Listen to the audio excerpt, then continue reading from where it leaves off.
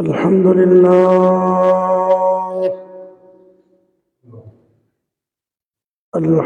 لله نحمده ونستعينه ونستغفره ونؤمن به ونتوكل عليه ونعوذ بالله من شرور أنفسنا ومن سيئات أعمالنا من يهده الله فلا مضل له ومن يضلله فلا هادي له ونشهد أن سيدنا وسندنا وحبيبنا وطبيبنا ومولانا محمد وعلى آله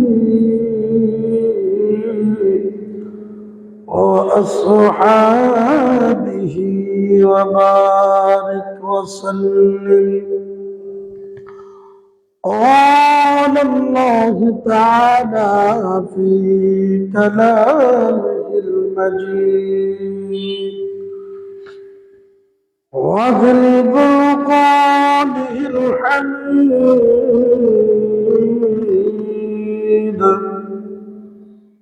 أعوذ بالله من الشيطان الرجيم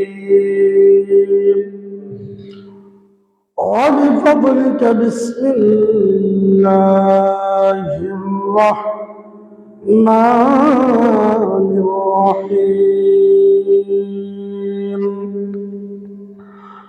إذا زلزلت الأرض زلزالها وأخرجت الأرض أثقالها وقال الإنسان ما لها يومئذ تحدث أخبارها إلى آخر الآيات. وأيضا قال الله تعالى في شان حبيبه آمرا ومخبرا إن الله وملائكته يصلون على النبي يا أيها الذين آمنوا صلوا عليه وسلموا تسليما. اللهم صل على سيدنا مولانا محمد وعلى سيدنا مولانا محمد. اللهم صل على سيدنا محمد وعلى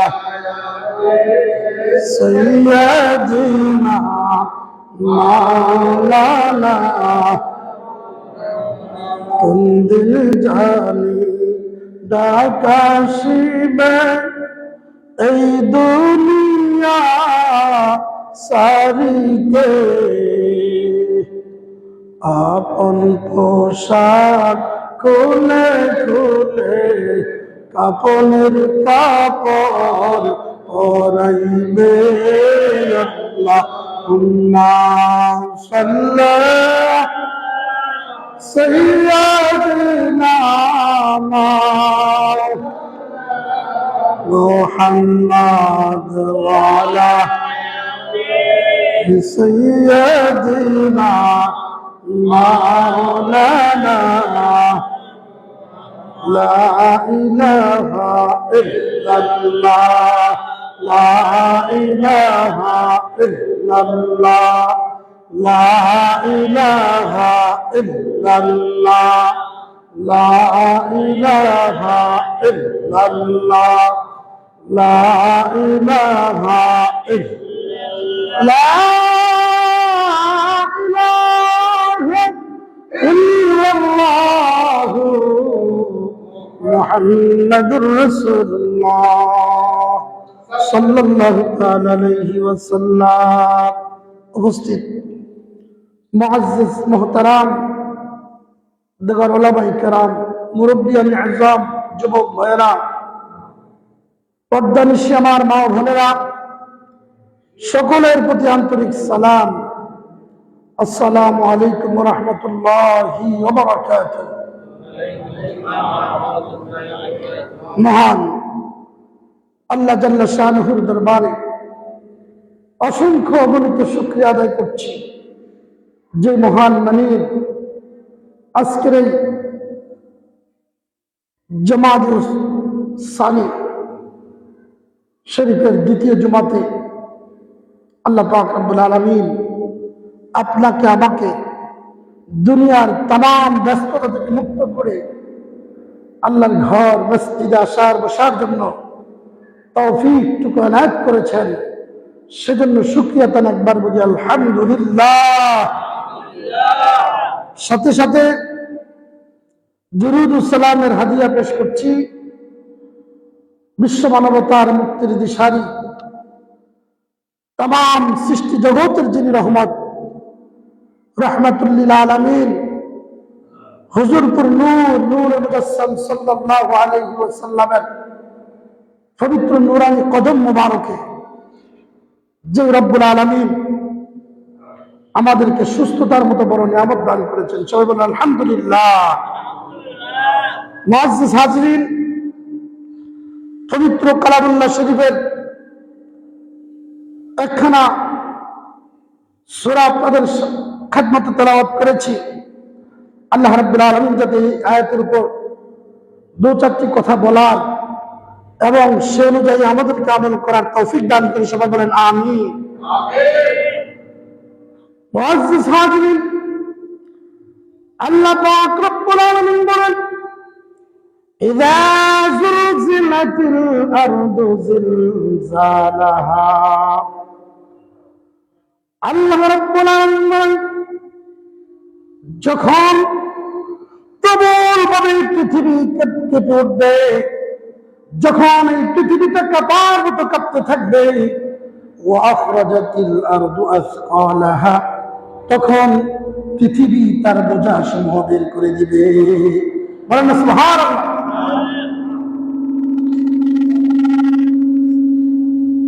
mic আওয়াজ দিবে বন্ধ করে দিতে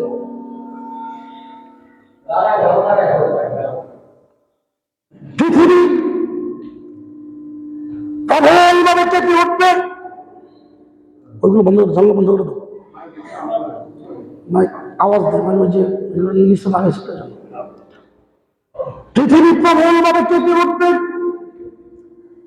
পৃথিবী যখন প্রবলভাবে কেঁপে উঠবে আল্লাহ বলেন পৃথিবীর কম্পনের সাথে সাথে সব কিছু ধ্বংস হয়ে যাবে তখন আল্লাহ পাক রব্বুল আলামিন এই জমিনের মধ্যে অনেক কিছু আমানত রেখেছেন এই আমানতগুলো জমিন তার আমানতগুলো ফিরিয়ে দিবেন ওয়া আখরাজাতিল আরদু আসকালাহা জমিন তার বোঝাগুলো বের করে দিবে ওয়া ক্বালাল ইনসানু মা লাহা তখন মানুষ বলাবলি করবে কি হলো কি হলো কি হয়েছে এমন কেন হচ্ছে কি হয়েছে মানুষ একে অপরকে বলাবলি করবে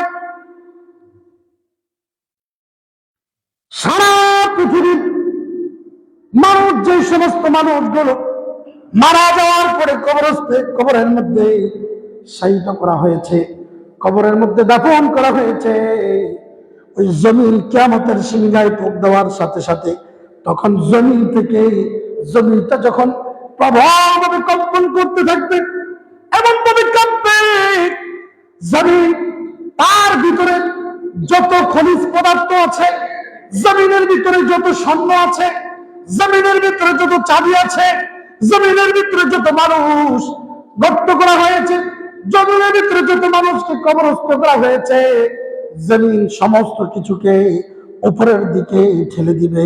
বলেন সুবহানাল্লাহ। সব কিছুকে উপরে উঠায় দিবে। তখন কি হবে? يومئذ تحدث أخبارها, সেদিন জমিন তার বৃত্তান্ত, ঘটনা বৃত্তান্ত বয়ান করতে থাকবে। বলেন সুবহানাল্লাহ। এই জমিন কথা বলবে। যেই জমিনের উপর দিয়ে আমরা হাঁটি চলিতে, জমিন থেকে কোনো আওয়াজ পাই না। আওয়াজ পাই আমরা?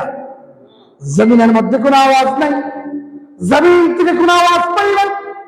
ওই জমিন ওই দিন আপনার সমস্ত ঘটনাগুলো বয়ান করবে। এই জমিনের উপর থাকার পরে জমিনের উপর থেকে আপনি কি কি কাজ করেছেন, জমিনের উপর থেকে আপনি কি কর্ম করেছেন, ভালো কর্ম করেছেন না খারাপ কর্ম করেছেন, জমিন সবকিছু পুঙ্খানুপুঙ্খানুভাবে জমিন বয়ান করতে থাকবে। বলেন সুবহানাল্লাহ। এই জমিন, আমরা তো জানি জমিন মরা, জমিন কথা বলতে পারে না, ঠিক কিনা?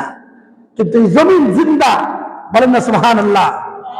এই জমিনটা কি জিন্দা। আপনি সামান্য একটু ফসল, সামান্যটুকু বীজ জমিনের নিচের মধ্যে পুঁতে দেন, পুঁতে দেওয়ার পরে এই জমিনের ভিতর থেকে গাছের চারা বের হয়ে যায়। বলেন না সুবহানাল্লাহ। বাবাজি আমার, আরো স্পষ্ট করে বলছি, এই জমিন যে জিন্দা, এর একটা প্রমাণ হলো আল্লাহ পাক রব্বুল আলামিন যখন এই পৃথিবীর মধ্যে মানুষ সৃষ্টি করবেন, অঙ্গীকারবদ্ধ করেছেন, ওয়াদাবদ্ধ করেছেন, মানুষ সৃষ্টি করবেন। ইন্নী জাইলুন ফিল আরদি খলিফা। বলেন সুবহানাল্লাহ। তখন আল্লাহ পাক রব্বুল আলামিন ফেরেশতাকে নির্দেশ দিলেন, হ্যাঁ ফেরেশতা যাও, যাও জমিন থেকে মাটি নিয়ে আসো।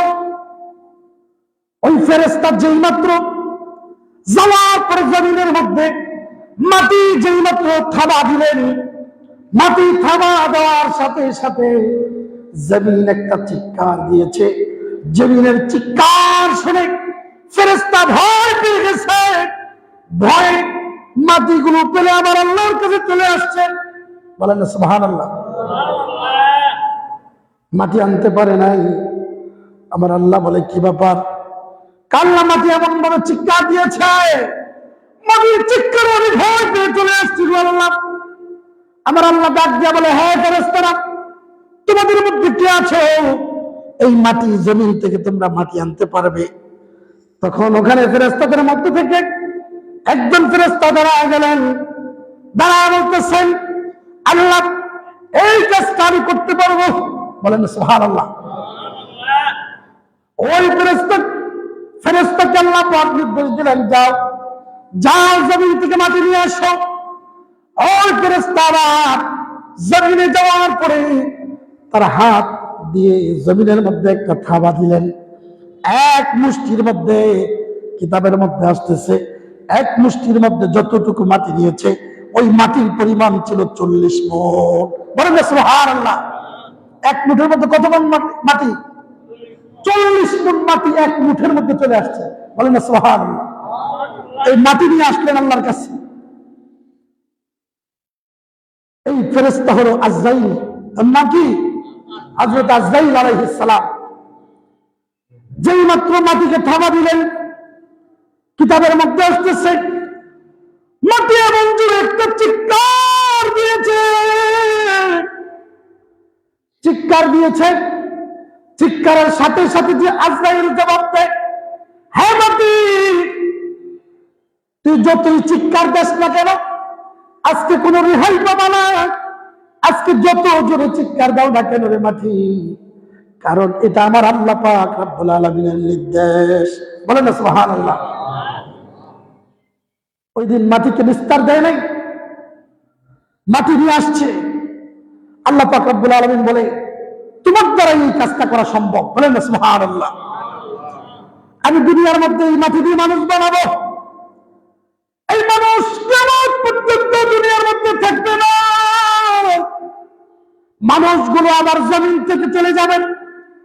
জমিনের নির্দিষ্ট সময় থাকার পরে এই মানুষগুলো একদিন মারা যাবে। মানুষের রুহুকে কবজ করতে হবে। যেই মাত্র মানুষের রুহুকে কবজ করবে, তার পাশে তার সন্তানরা কান্নাকাটি করবে, তার পাশে তার ছেলে মেয়েরা কান্নাকাটি করবে, তার পাশে তার মা বাবা এমন ভাবে গলা কেটে মুরগির মতো কান্নাকাটি করবে, তার আত্মীয় স্বজন গুলো কান্নাকাটি করবে। হ্যাঁ আজরাইল, তখন এই কাজটা একমাত্র তুমি দ্বারা, তোমার দ্বারাই সম্ভব হবে। কারণ যখন মা বাবা কান্দে, সন্তান কান্দে, পাড়া প্রতিবেশী কান্দে, তখন যদি দরদ দেখাইলে আমার এই সৃষ্টি জগৎ কিয়ামত পর্যন্ত থাকার জায়গা না। এই কাজটা একদিন করতেই হবে। এই ফেরেশতা তোমাদের মধ্যে একমাত্র তোমার দ্বারা এই কাজটা করা সম্ভব হবে। বলেন সুবহানাল্লাহ। এই জন্য আল্লাহ তাআলা আজরাইলকে দায়িত্বটা দিয়েছেন। বলেন সুবহানাল্লাহ। এখন মাটি তো জিন্দা। আল্লাহ চিন্তা করলেন, আদম নবীকে জান্নাতে বানাইলেন, মানব করে জান্নাতে রাখলেন। জান্নাত থেকে জমিনের মধ্যে আসছে। এখন জমিনের মধ্যে কি বেহেশতি খানা সবসময় দিবে? মানুষ চাষবাস করে খেতে হবে। হ্যাঁ, প্রথম অবস্থা বেহেশতি খানায় ছিল। আল্লাহ তাআলা আসমান তো এখানে নাযিল করছে, কিন্তু আমরা মানুষ এত আমরা আল্লাহর পাক রব্বুল আলামিনের নির্দেশ পালন করতে পারি নাই। আল্লাহ বলছে যতটুকু পাঠাবো সাথে সাথে খেয়ে ফেলবা, আগামীকাল কি খাইবা এর জন্য জমা রাখার কোন সিস্টেম নাই। বলেন না সুবহানাল্লাহ। কিন্তু মানুষ অকৃতজ্ঞ। একবেলা খাওয়ার পরে চিন্তা করলো আগামীকাল কি খাবো। রিজিকের মালিক কে? না কোন ফেরেশতা? কোন নবীকে দায়িত্ব দিয়েছেন? না। আল্লাহ তাআলা এই রিজিকের দায়িত্ব কোন নবী রাসূলকে দেন নাই। আল্লাহ পাক রব্বুল আলামিন রিজিকের দায়িত্ব কোন ফেরেশতাকে দেন নাই। আল্লাহ পাক রব্বুল আলামিন জানেন এই রিজিকের দায়িত্ব আমি নিজ কুদরতি হাতে গ্রহণ করলাম। বলেন সুবহানাল্লাহ। আল্লাহ পাক রব্বুল আলামিন বলেন আর-রাহমানু ফিদ দুনিয়া আর-রাহিমু ফিল আখিরাহ। আল্লাহ বলেন হে দুনিয়ার মানুষ, আমি দুনিয়ার জন্য রহমান আর আখিরাতের জন্য রহিম। বলেন সুবহানাল্লাহ। আখিরাতের জন্য রহিম, দুনিয়ার জন্য আর-রাহমানু ফিদ দুনিয়া আর-রাহিমু ফিল আখিরাহ। আখিরাতের জন্য রহিম, দুনিয়ার জন্য রহমান। বলেন সুবহানাল্লাহ। এই জন্য দেখেন, এই জন্য দুনিয়ার মধ্যে আল্লাহ তাআলা আল্লাহরে মানলেও রিজিক দেন, না মানলেও কি করে রিজিক দেয়। আর রহিম ফিল আখিরাহ, কিন্তু পরকালের মধ্যে এখানে রহমান, রহমানের মধ্যে একটা শব্দ বেশি আছে আর রহিমের মধ্যে একটা শব্দ কম আছে। আপনি দেখেন আরবির মধ্যে দেখবেন রহমানের মধ্যে একটা খারা জবর আছে, এই খারা জবর একটা শব্দ বেশি। রহমান মানে কি? অসীম দয়ালু। বলেন না সুবহানাল্লাহ। অসীম দয়ালু। যেই লোকটা অসীম দয়ালু, ওই লোকটা অন্যায় করার পরেও মানুষকে কি করে? ক্ষমা করে দেয় না? অন্যায় করার পরেও তাকে রিজিক দিয়ে দেয়। বলেন না সুবহানাল্লাহ। এই জন্য আর-রাহমান ফিদ দুনিয়া, দুনিয়ার মধ্যে আমি আল্লাহ রহমান, আর রহিম ফিল আখিরাহ, আখিরাতের মধ্যে আমি রহিম। কারণ আখিরাতের মধ্যে, দুনিয়ার মধ্যে একমাত্র যারা আমার ইবাদত করেছে, যারা আমার বندگی করেছে, যারা আমার কোরআন অনুযায়ী চলেছে, আমার নবী রাসূলের দেখানোর পথে চলেছে, একমাত্র কবরের মধ্যে যখন যাবে তখন আমি একমাত্র তাদের রিজিকের ব্যবস্থা আমি আল্লাহ রেখে দিয়েছি। বলেন সুবহানাল্লাহ। কবরের মধ্যে রিজিক দিবে কাদেরকে? যারা আল্লাহর ইবাদত করেছে, আল্লাহর নির্দেশ মোতাবেক চলেছে। বলেন সুবহানাল্লাহ। আর যারা দুনিয়ার মধ্যে আল্লাহর নাফরমানি করেছে, আল্লাহর নির্দেশ মতো চলে নাই, এরা দুনিয়ার মধ্যে রিজিক পাবে, কবরের মধ্যে আযাব ভোগ করতে হবে। বলেন না নাউজুবিল্লাহ। এই জন্য বাবা অসীম দয়ালু। দুনিয়ার মধ্যে আল্লাহকে মানলেও আল্লাহ রিজিক দেন, আল্লাহকে না মানলেও আল্লাহ রিজিক দেন। আল্লাহ পাক সতর্ক করেছেন, বান্দা আমি আল্লাহ 99 বার দয়া দিয়ে তোমাদেরকে দয়া দেখাইছি, কিন্তু যখন কবরের জগতে চলে যাবা তখন তোমাকে আর রাহিমু ফিল আখিরাহ আমার ইবাদত করে যদি না আসতে পারো, কবরের মধ্যে আমি আল্লাহ তোমার রিজিক দেব না। বলেন না সুবহানাল্লাহ। এই জন্য বাবা, একদিন পৃথিবী ধ্বংস হয়ে যাবে, একদিন তাম পৃথিবী ধ্বংস হয়ে যাবে। এই পৃথিবী একদিন থাকবে না। আজরাইল সবার রূহগুলো কবজ করে ফেলবে, ঠিক না? আজরাইল সবার রূহগুলো কবজ করবে। মা কান্না করবে, বাবা কান্না করবে, সন্তান কান্না করবে, পাড়া প্রতিবেশী কান্না করবে। কোন কান্নাকাটি তার কাছে গ্রহণযোগ্য হবে না, গ্রহণযোগ্য হবে না। যার যখন আজল আছে, আজরাইল মালাকুল মউত ঠিক সেই মুহূর্তে সবার কাছ থেকে, সবার মধ্য থেকে ওই লোকটার রূহগুলো কবজ করে নিয়ে যাবে। বলেন সুবহানাল্লাহ। তাহলে দুনিয়া এটা থাকার জায়গা নয়। এই জন্য আল্লাহ বলছে, যখন কিয়ামত হবে পৃথিবীতে এমন ভাবে কাঁপতে থাকবে, পৃথিবীতে এমন ভাবে কাঁপতে থাকবে, পৃথিবী চূর্ণ বিচূর্ণ হয়ে যাবে। দালান কোঠা, বাড়ি গাড়ি, গাছপালা সমস্ত কিছু চূর্ণ বিচূর্ণ হয়ে একাকার হয়ে যাবে। সমস্ত কিছু জমিনের ভিতরে যত ফসল আছে, জমিনের ভিতরে যত স্বর্ণ চাঁদি আছে, জমিনের ভিতরে যত খনিজ পদার্থ আছে, জমিনের ভিতরে যত মানুষ কবরস্থ আছে, সমস্ত মানুষগুলো জমিন তখন ওই জমিন আল্লাহর নির্দেশে জমিন থেকে সব কিছু বের করে দিবে, সব কিছু বের করে দিবে। আজকে মানুষ স্বর্ণ চাঁদির জন্য মারামারি করে, বাড়ি গাড়ির জন্য মারামারি করে, স্বর্ণ তার পাশে পড়ে থাকবে, খনিজ পদার্থ তার পাশে পড়ে থাকবে, তাকানোর কোন সুযোগ নাই। এইদিকে মানুষ তাকাবেও না। হাদিসের মধ্যে আসছে, লা তাকুমুস সাআহ হাত্তা ইউহসিরুল ফুরাত ইনদা জাবালিন যাহাবিন। ততক্ষণ পর্যন্ত কিয়ামত হবে না যতক্ষণ না ফোরাত নদী থেকে পাহাড় পরিমাণ স্বর্ণ বের হবে। বলেন সুবহানাল্লাহ। ফোরাত নদী থেকে কি বের হবে? স্বর্ণের পাহাড় বের হবে। স্বর্ণের পাহাড় ফোরাত নদীর থেকে বের হবে, যেটাকে নীল নদ বলা হয়। ফোরাত নদী বুঝুন তো, ইমাম হুসাইনকে যেই নদীর থেকে এক ফোঁটা পানি পান করতে দেয় নাই, এক ফোঁটা পানি পান করতে দেয় নাই, ওই নদীর মধ্য থেকে স্বর্ণের একটা পাহাড় প্রকাশ পেয়ে যাবে। কিতাবের মধ্যে আসতেছে, ইয়ান্তাতিলুন নাস আলাইহি, এই স্বর্ণের পাহাড় নেওয়ার জন্য মানুষের মধ্যে কারাকারি লাগবে, এমন ভাবে কারাকারি করবে, এই স্বর্ণের পাহাড়ের জন্য যুদ্ধ বেসে যাবে। যুদ্ধ, পরস্পর যুদ্ধ করবে এই স্বর্ণের পাহাড়টা দখল করার জন্য। বলছে যার মধ্যে 100 জনের মধ্যে 99 জন বলবে, কুল্লু রাজুলিন মিনহুম লাআল্লাকুনা আনা আল্লাযী আনজু। 99 জন বলবে আমি যুদ্ধ করতেই থাকবো, করতেই থাকবো, কারণ মনে হয় যুদ্ধ করার পরে এই স্বর্ণের পাহাড়টা আমি আমার অধীনে চলে আসবে। বলেন না নাউজুবিল্লাহ। এটা আমার অধীনে চলে আসবে। কিসের জন্য যুদ্ধ করবে? স্বর্ণের পাহাড়ের জন্য, দুনিয়ার জন্য। দুনিয়ার জন্য এরা দুনিয়ার কুকুর। দুনিয়ার জন্য যুদ্ধ করতে করতে 99 জন কি করবে? মারা যাবে। এমন ভাবে যুদ্ধ করবে, 99 জন যে 99 জন মারা যাবে, সবাই মনে করবে আমি যুদ্ধ করে এটা আমি জয় করব, আমি যুদ্ধ করে জয় করব। দেখেন, কিন্তু কাল কিয়ামতের ময়দানে যখন সিংহায় ফুঁক দেওয়া হবে, তামাম পৃথিবীটা কাঁপতে কাঁপতে এমন ভাবে কম্পন সৃষ্টি হবে, তামাম বাড়ি ঘর, দালান কোঠা সব কিছু চূর্ণ বিচূর্ণ হয়ে যাবে।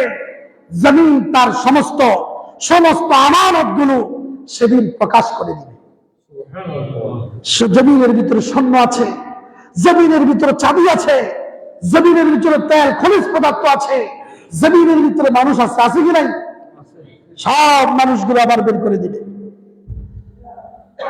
এই জন্য কিয়ামত যখন বের হয়ে যাবে, মানুষ বের হবে, মানুষ বলবে ওয়াকাল ইনসানু মালাহা, কি হয়েছে? পৃথিবী এমন ভাবে কাঁপতেছে, জমিন থেকে সব কিছু বের হয়ে যাচ্ছে।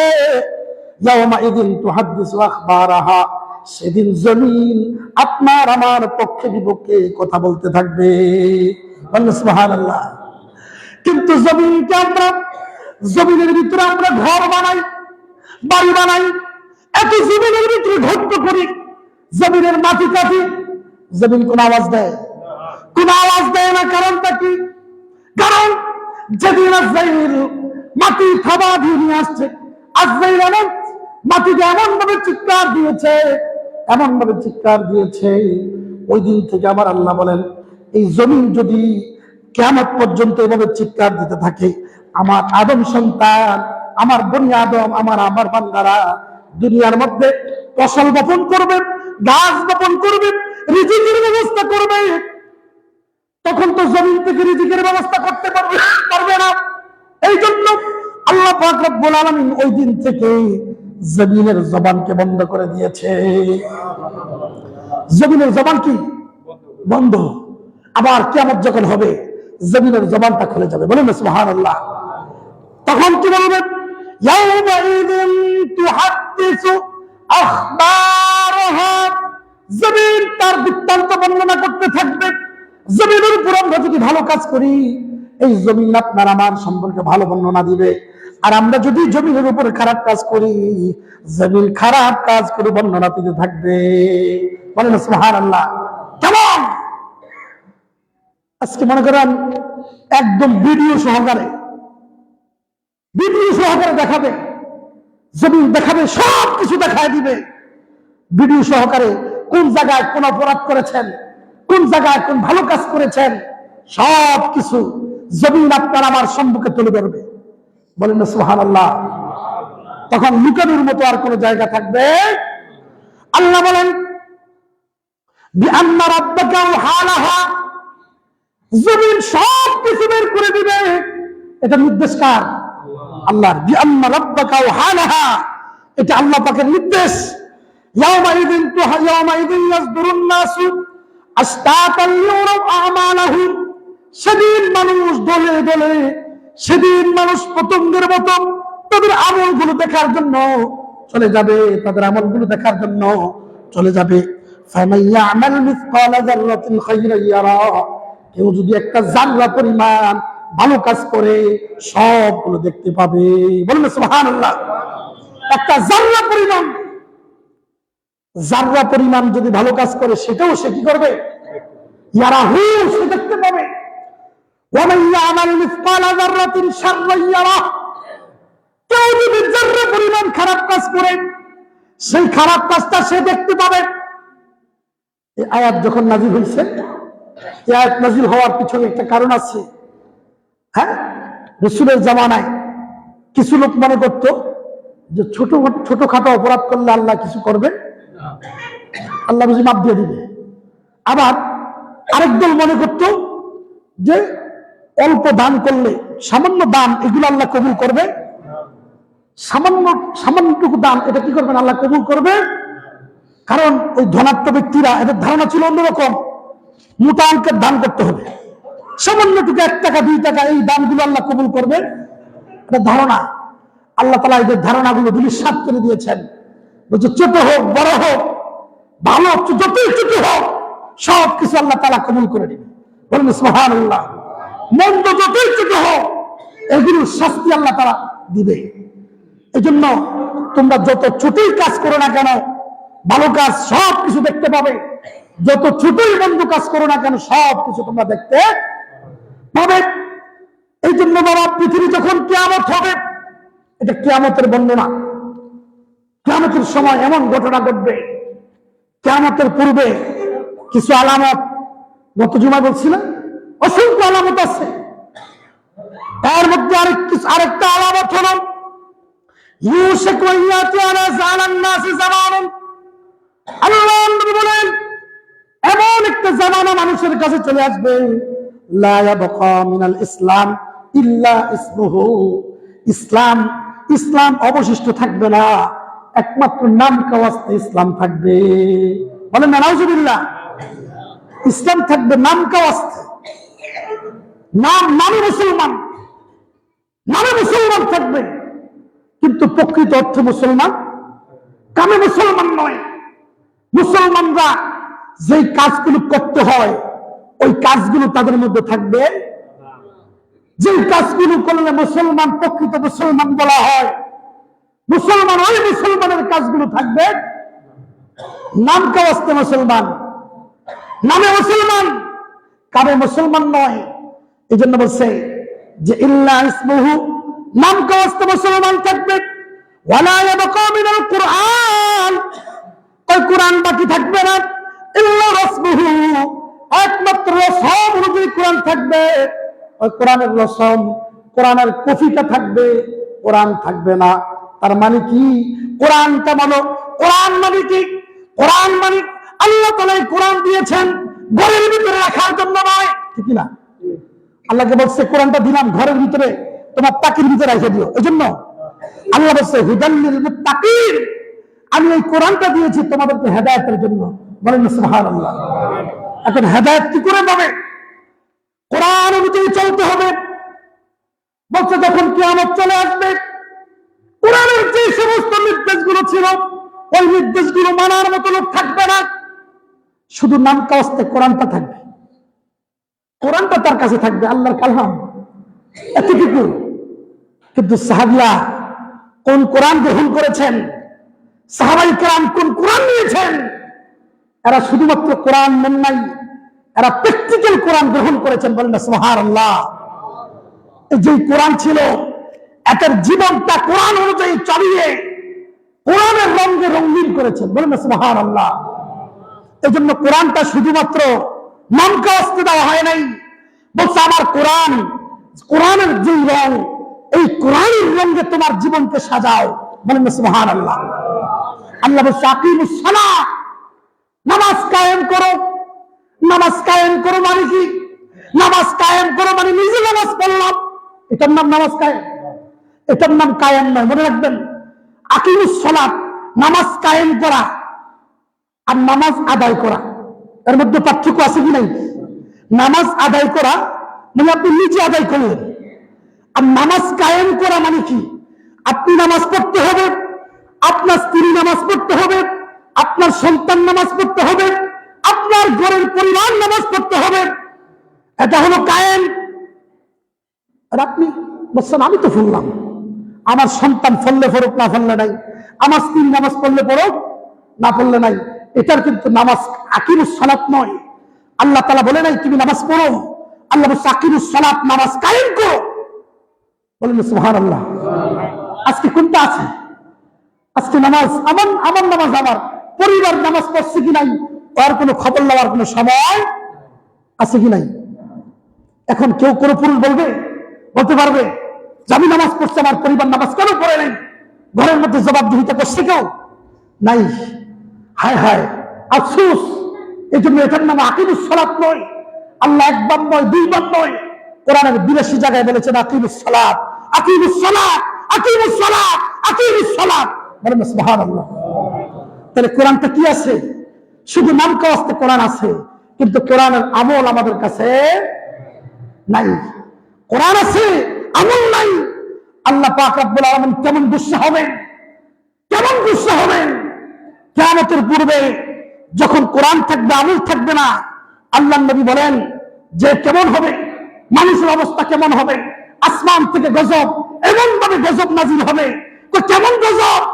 একটা তাসবির দানা ছিঁড়ে গেলে একটার পর একটা তাসবিহ যেমন ভাবে জমিনের মধ্যে পড়তে থাকে, আসমান থেকে গজবের পরিমাণ একের পর এক গজব নাজিল হইতে থাকে। নাউজুবিল্লাহ বলেন না। একের পর এক গজব কি হবে?